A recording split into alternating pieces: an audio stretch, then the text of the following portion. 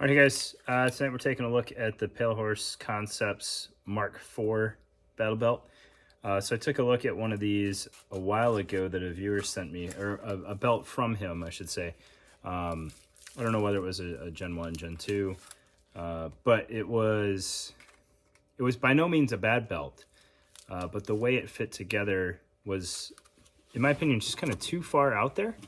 It had some real nuances to it. And if you didn't watch the video from Pale Horse before buying or putting it together, it was very confusing. This one, Pale Horse reached out to me and sent it to me to take a look at. And he did not give it to me. The deal was if I love it, he'll sell it to me for half off. And if I hate it, I can send it back. So half bias at best. But I think he explained it to me in a message. However, I have mild ADD, so I didn't get that far. And I just took it out of the package and put it together. It's very intuitive how to do this thing, which I'll show you the process on the table, because I swear some of you still struggle with tying your shoes. But I'll walk through kind of how to size it and how to put it together, and then show you some of the interesting capability that this offers, which is not just having a Molly two-piece belt. Additionally, he sent a double pistol pouch and a rifle pouch, and I mean, everybody and their mom makes these, but I do think he still found a way to be a little bit unique with it. Mostly in how it mounts. So it has a fixed belt loop here, which if you're not using his belt might be kind of a pain, but if you are using his belt, it's pretty easy to work with, and I'll explain that as well. But it does have loop on the inside and then hook on the outside to engage with whatever two-piece belt you're using. Again, if it's not his, it's a little bit of a struggle, but it's not proprietary by any means. It is a little limited, so fitting a 2-inch belt through there might be a little bit of a struggle, but it works well, and it is sized. This one's 9mm, and this one, no surprise, is 5.56. They do have a Kydex lining to them. Not a huge fan of his particular way of doing Kydex, and I'll show you why. But other than that, it is all quality stuff, well made. So let's get it on the table and take a look. All right, so I thought we would take just a second to take a gander at the mag pouches before we get too far into this. I'll show you how to mount them, but I hinted at not being a huge fan of the way he does the Kydex. And there's really nothing wrong with it in reality. These are Velcro lined, and the Kydex is Velcroed in there, which fixes... We'll do some quick math here. 97% of my complaint against this, the way he does the Kydex, the Velcro fixes that mostly.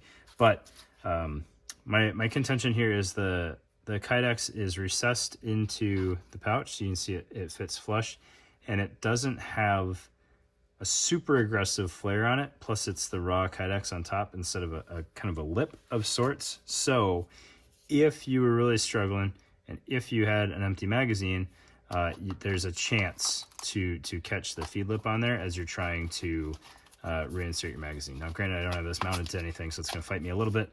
And it's a Glock mag, which is a little bit thicker than some of your steel mags. So it is a little tight, but by no means is it hard to retrieve your magazine or reinsert if you needed to. Right? I think just a little curve there would have sealed the deal on my complaints there. Pistol mags, though, with ammo, I think it'd be pretty rare that you run into issues with that. Likewise, rifle mags, same thing. You could potentially catch the feed lip on there. Not as big of a deal with rifle magazines, I don't feel. Or maybe more of a deal with rifle magazines, depending on how you look at it. I'm not sure.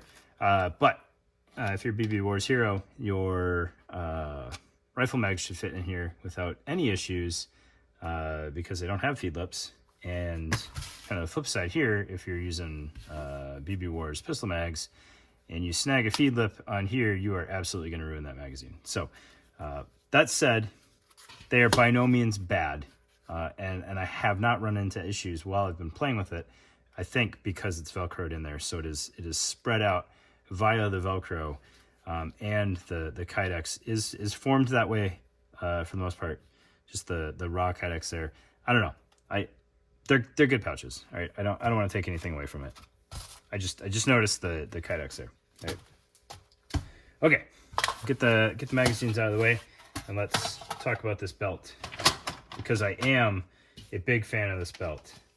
I don't know if I'm a big enough fan of this belt to keep it, only because I don't need it. All right, if I needed a belt, I would absolutely buy this belt. I think it is very well done. All right, so there are 4 pieces to this belt, and I will take this apart and show you the 4 pieces.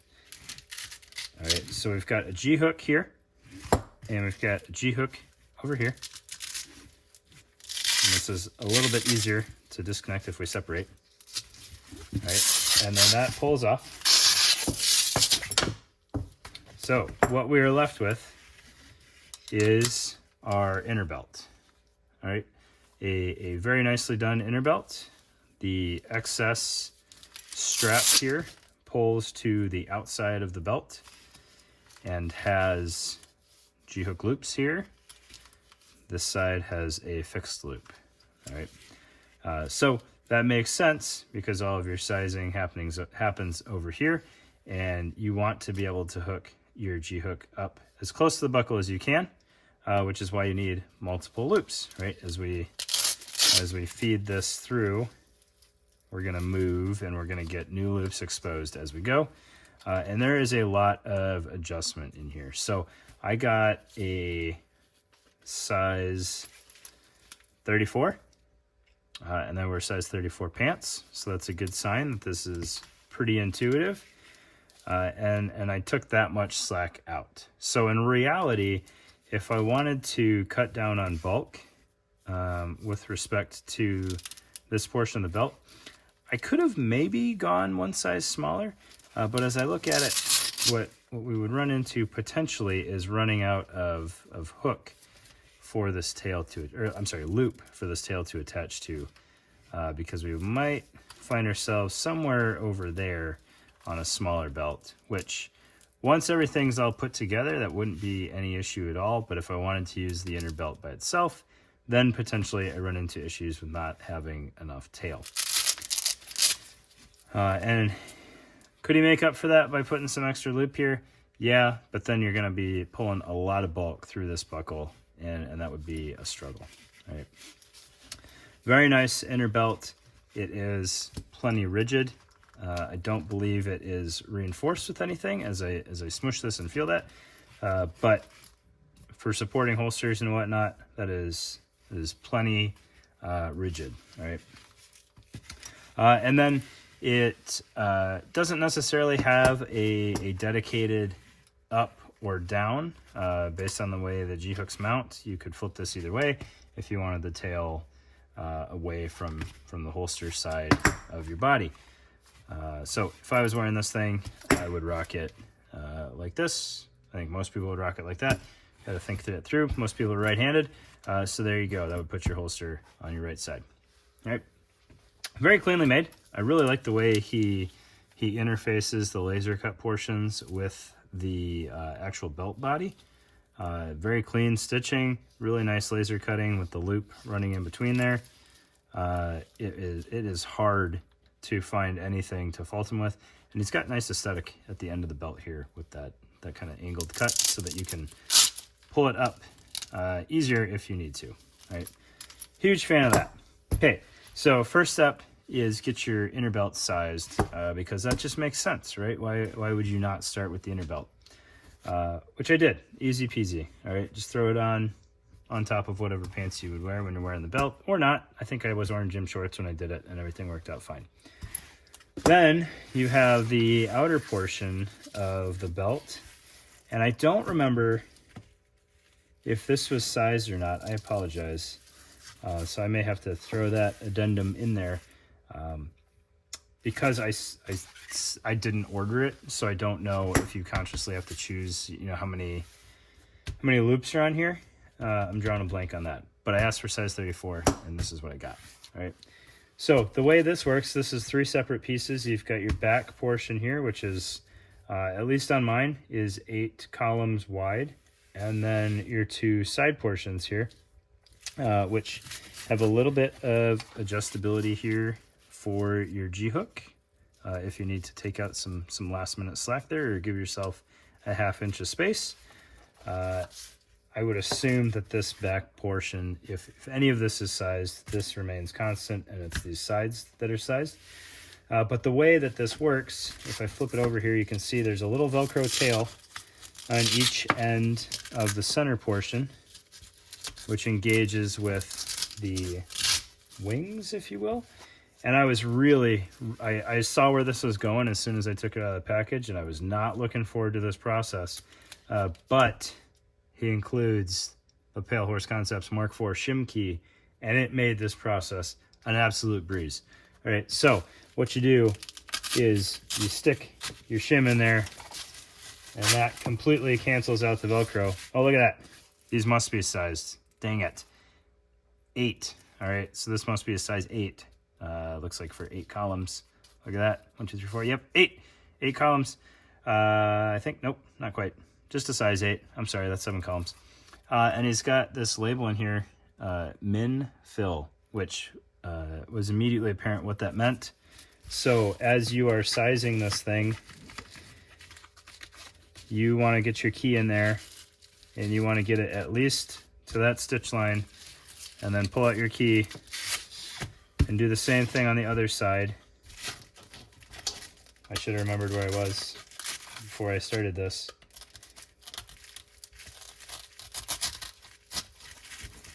And you want to get at least to the min fill right there. This one's 8. Maybe I'm crazy. Maybe it is supposed to be 8 per side, but this one's just a little wonky because it's got the G-hook there. Am I crazy? It is 8. I cannot count. All right. Man, that's what the sizing means. How many columns? You guys just saw me do public math and fail. All right. So shim key in there. Get yourself to your minimum fill line.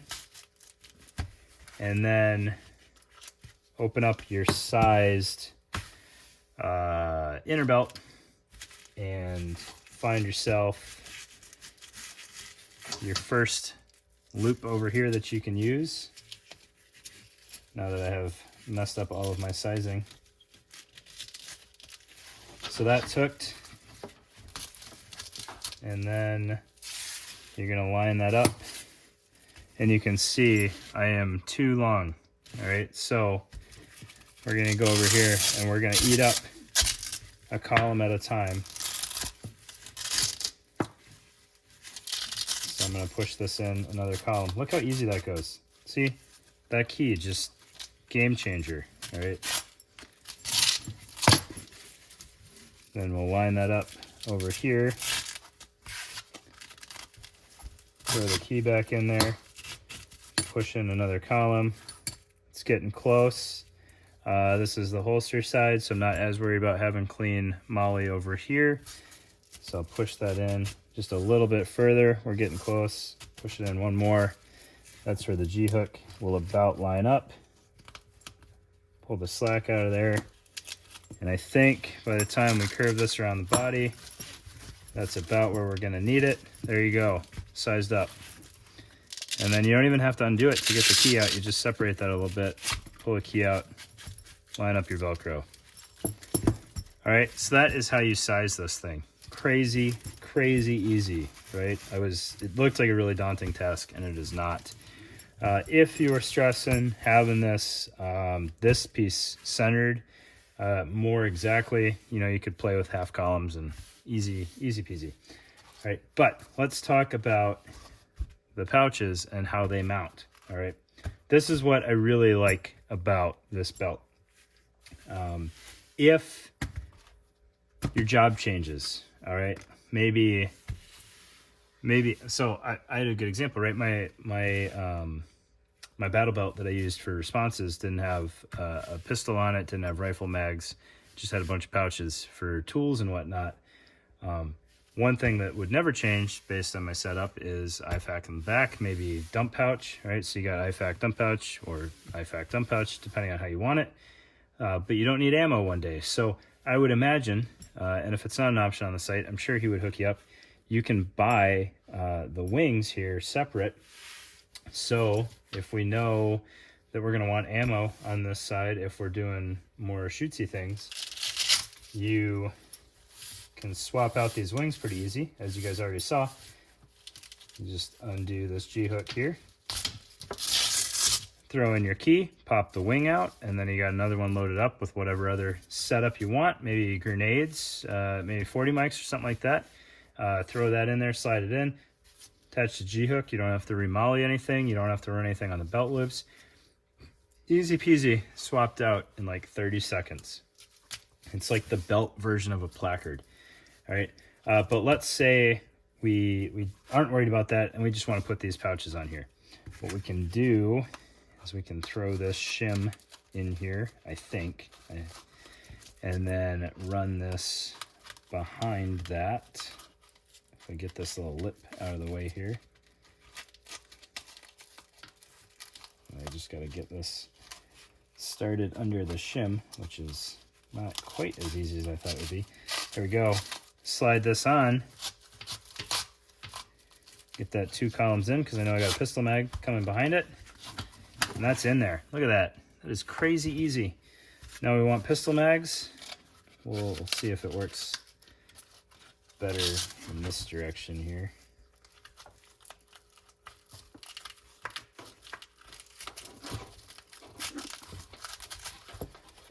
It's going.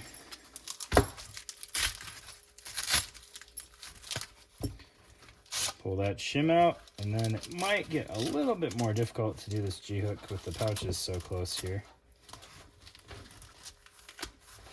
Or not. Look at that. You guys watched me install 2 pouches live, and it probably took 30 seconds between the 2 of them. Isn't that crazy? It's so easy, right? And like, if you goofed and you put your pistol on here and then you want to get something behind the pistol, not that you would even need to have your pistol on the exterior, you could have that on the inner belt, but let's say you put, you mollied something on here and you mollied something on here, and then you're like, oh, I had a belt mount that I wanted to put behind it. You just put the key in here, pop out the tail end, and run it on.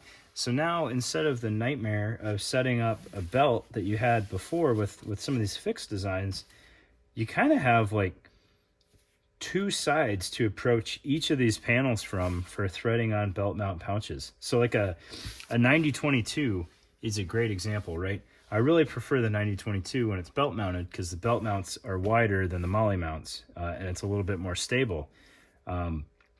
But for whatever reason, maybe I'm doing a lot of vehicle work and I don't want my 90-22 on there anymore. To get that off, in the past, you would have to unthread everything on one side of the belt and pull it around. With this, you can separate this piece. You just put the key in here, pop off this end, and then that lets the 90-22 slide right off the back portion and throw it back together. You're in and out of that issue in 2 minutes, if that. So I think this thing is really smart. You know, if I was in the market for a belt, and I do apologize, I don't know what this thing costs, but it can't be so astronomical that I'm going to, you know, eat crow on this. If I was in the market for a belt, this would be way up there for a top contender. All right, if you need load bearing, I'm sure he's got that in the works, if not already done. This thing is a crazy clean setup. You know, even if these pouches aren't your jam and you want to stick with S-Tac or something like that, like if you're using anything belt mount, this thing is killer, crazy easy. And I'm glad that he reached out and sent it to me because I probably wouldn't have looked at it otherwise. But I'm a big fan of this thing, and I think you guys will dig it too. So give it a chance. Pale Horse Concepts Mark IV.